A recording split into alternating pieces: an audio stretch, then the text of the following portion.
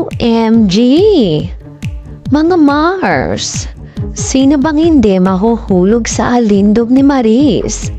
Grabe! Umuusok talaga ang kaseksihan niya sa trailer ng Incognito. Haba, naka two-piece bikini sa Italy pa ha? Parang sinampal tayo ng international level na confidence at elegance. Ang lakas ng impact mga besh.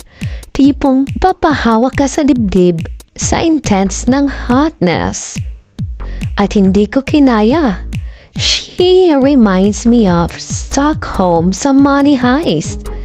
Diba yung tahimik pero intense, tapos all out kung magpakawala ng charm.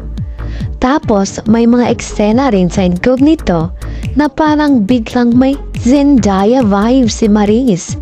Yung effortless sophistication na may kasamang subtle fierceness. Para isa siyang Hollywood-level babe na napadpad lang sa Italy.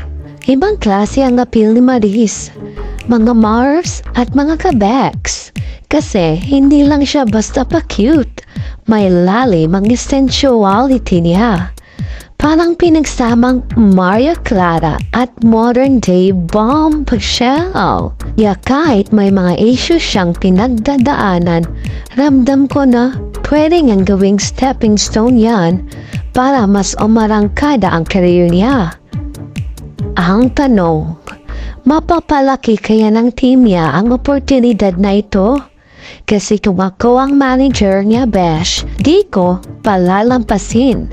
Aayusin ko ng wagas ang PR at boom, si Maris na ang susunod na queen of sensuality.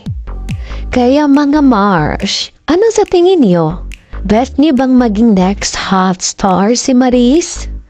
I-comment na yan, like, share at mag-subscribe na para sa mga latest chismacks na sobrang init pwedeng ipangkape.